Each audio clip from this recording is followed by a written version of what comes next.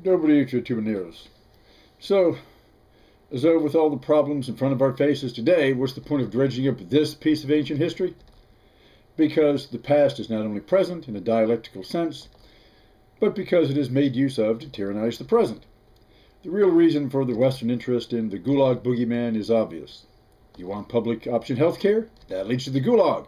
You want taxes on capital gains? One step to Gulag. You want taxes cut in the military-industrial complex? That's the only thing keeping Gulag from your door.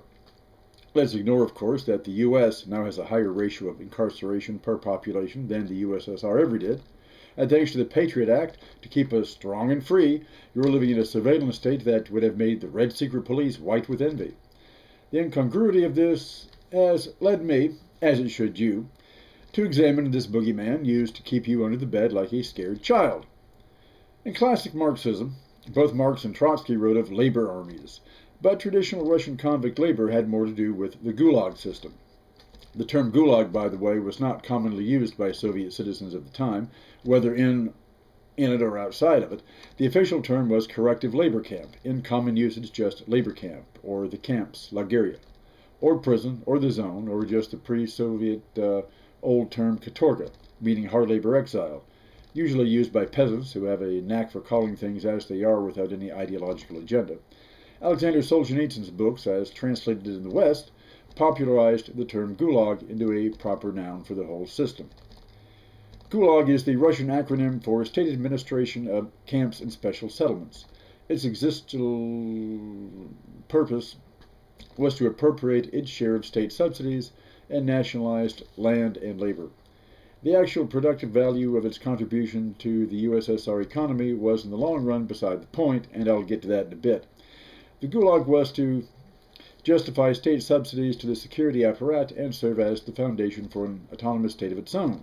Bureaucratic corruption was at its heart, much like the modern Russian state or any other bureaucracy, like the Pentagon, seeking to suck budget appropriations like any self-respecting vampire parasite.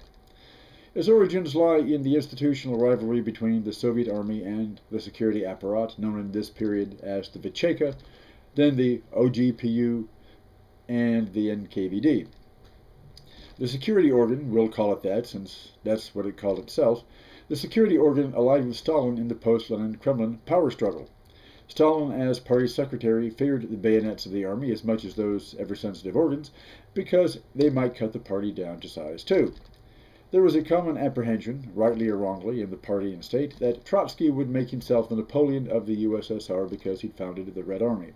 For this reason, the Cheka had aided Stalin's rise and entrenchment as general secretary, and he in turn favored the security apparatus over the military. From number 2 of the power ministries, the organ rose to number 1. Its creation of a parallel state economy was justified as a necessary aspect of state security.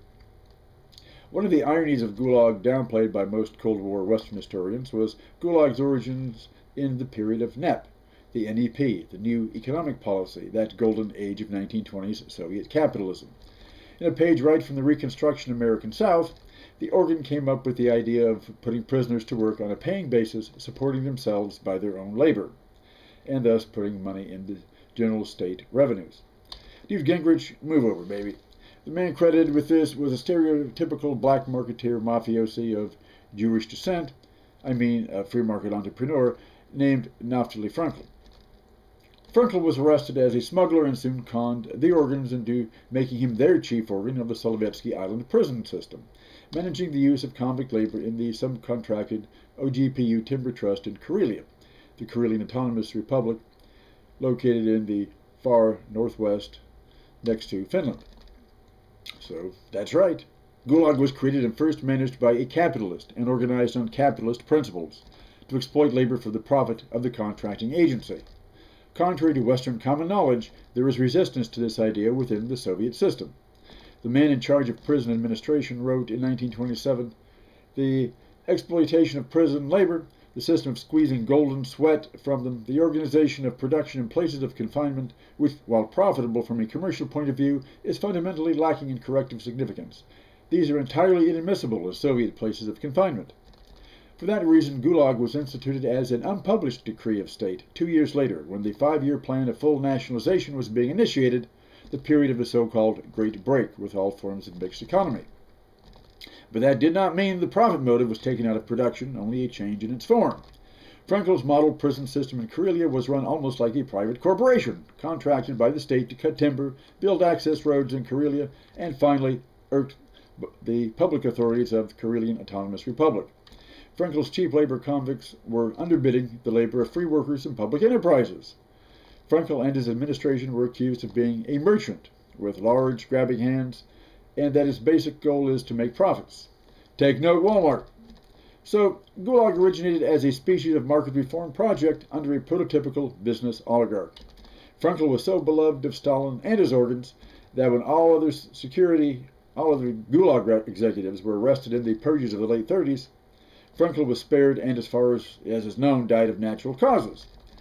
The objective reasons for the development of the Gulag prison labor system: it was the most cost-effective way of bringing labor to remote regions, to exploit vital resources removed from population centers, the timber of the far north, as in Karelia, minerals in Siberia, and for special construction projects like the Baltic White Sea Canal or the Magnitogorsk Steel Complex that the 5-year plan demanded be built and operating in record time. This expansionist drive marked its main difference between the convict labor system of the Tsars. This also explains the draconian aspects of the Soviet penal system of the period. The main purpose of a harsh penal code regarding espionage, sabotage, and vagrancy, or aimed at specific classes like kulaks, so-called enemies of the state, class enemies, that is, the relatively prosperous farmers in that case, always very relative in a traditional Russian village. The main purpose of such harsh laws was to recruit forced labor for Gulag concessions. There was a direct connection to liquidating the kulaks as a class, beginning in 1929, to the development of the Soviet timber industry in the far northern territory of Karelia.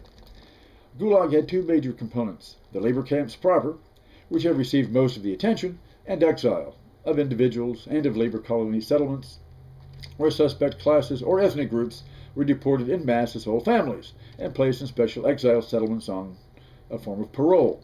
The exile settlements probably contained the largest segment of those under Gulag administration. The composition of the camps was mixed. Contrary to Western lore of noble political and religious dissidents crushed by communist inhumanity, the largest group were recidivist convicts and tramps, exactly the kind of jailbirds Britain shipped out to build up colonies in North America and Australia. The second largest camp contingent were what can be called the collaterals, ordinary Soviet people falling victim to purges through family relations, denouncement by others, and the need of the NKVD to meet arrest quotas, literally kidnapping people from home or work under the pretext of the Soviet Penal Codex. The parallels with colonial America are obvious, and again with the development of the American chain gang system in the Reconstruction New South. The third and smallest contingent has received the largest share of Western attention for obvious reasons. They were the losers in Communist Party and Soviet government infighting, or real political and religious and nationalist dissonance. Some of these, though, were not politically correct in the West either, especially the Nazi collaborators left behind by the retreating German army. And so it should be obvious that ideology was not an end in itself, but, to a large extent, a screen for administrative and economic power grabbing by an entrenched, semi-independent bureaucracy. Numbers. No more than 4 million were in the camps and prisons of the Soviet Union combined at any one time, which corresponds to the same ratios in the USA at present, in fact, somewhat under. Cold War propagandists to this day have a vested interest in concealing this key fact, that the USA today contains a higher proportion of its population behind bars than their counterparts in Stalin's USSR. I'll return to that in a bit. The productive aspect of Gulag has been questioned by those claiming that, like bureaucracies in general, it sucked up more wealth than it created.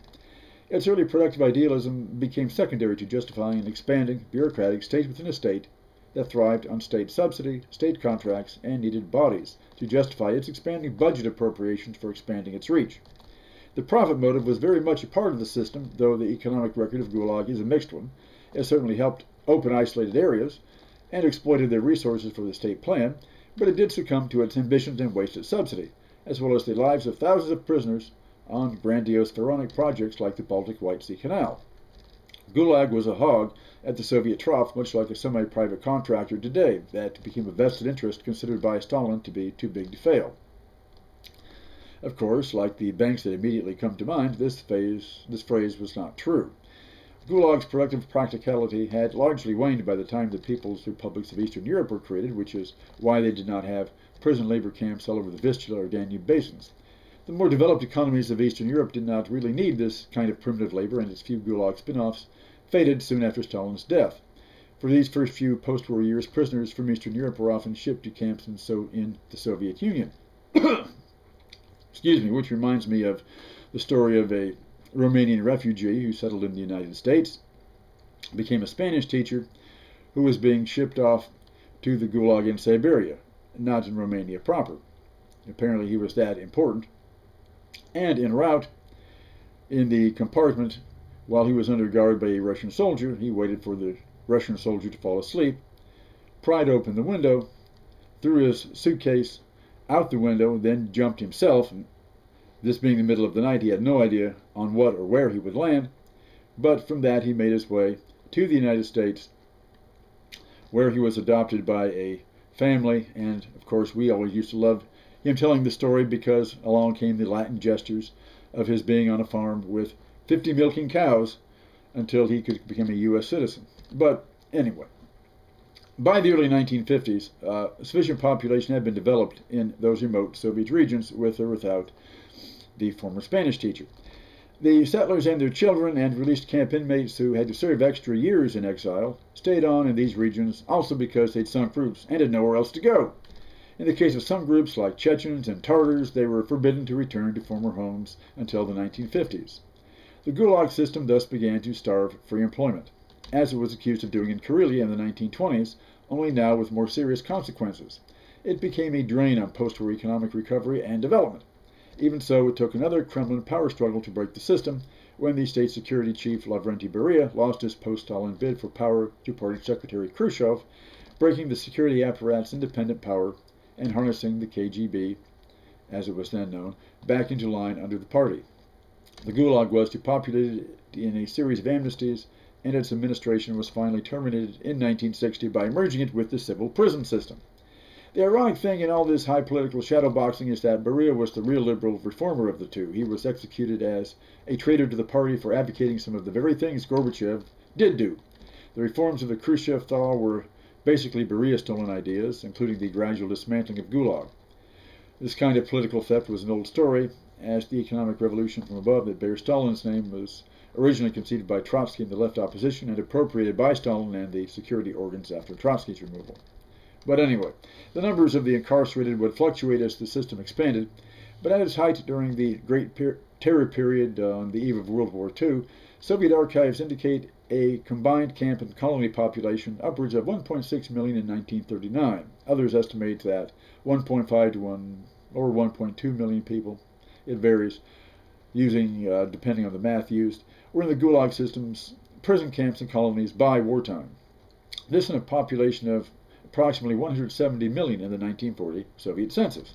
Now contrast that with the modern U.S. prison population of 2,229,000 prisoners and a total population of 300 million. The incarceration rate is 743 prisoners per 100,000 people.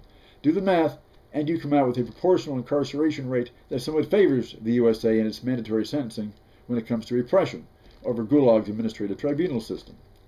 In fact, the U.S. prison population has grown precisely because of the growth in contracting prisons for profit since the 1980s, exactly the same motivation leading Soviet state security to get into the prisoner business. So, to summarize, the story of Gulag was part of the so-called Third Revolution, or the third phase of the Russian Revolution, established within the larger context of a state-socialized economy under the five-year plan system.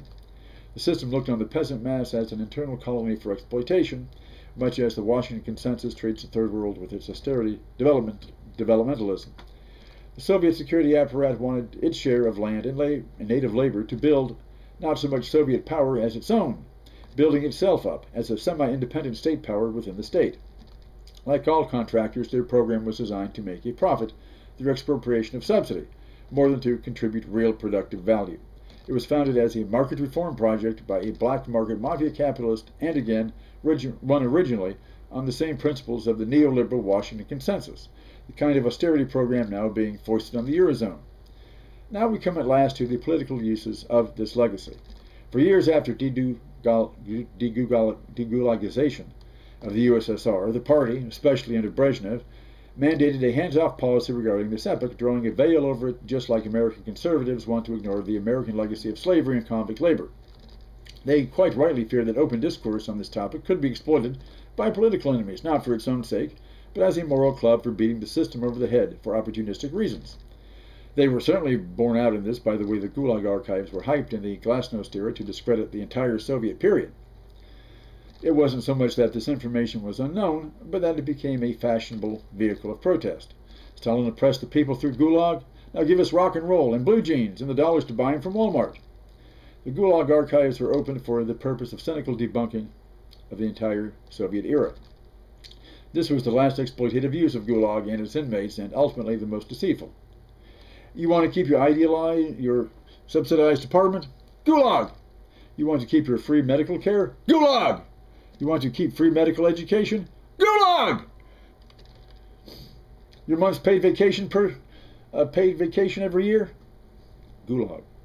And on, ad nauseum, ad voca faciem, just as their American counterparts scream Gulag every time the tax code is given a progressive adjustment.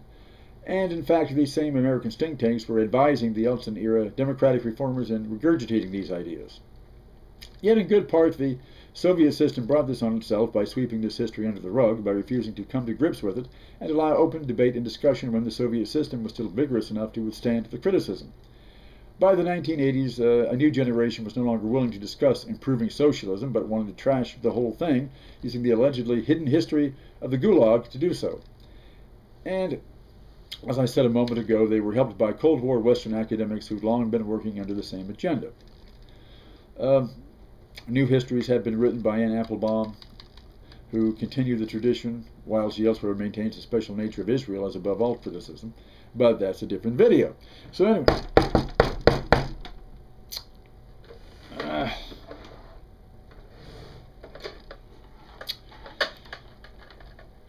Hello, James K. Vardaman, the former governor of Mississippi, the white chief. What on earth do you have to do with this video? What, you want it known that these risky pikers can't hold a candle to you when it came to your Mississippi State prison farm at Parchman as a model for the useful employment of corrective labor? That wise American leaders of government and business are considering the return to your model for combating crime and terrorism. At least it would solve the unemployment created by those same fucktards, wouldn't it?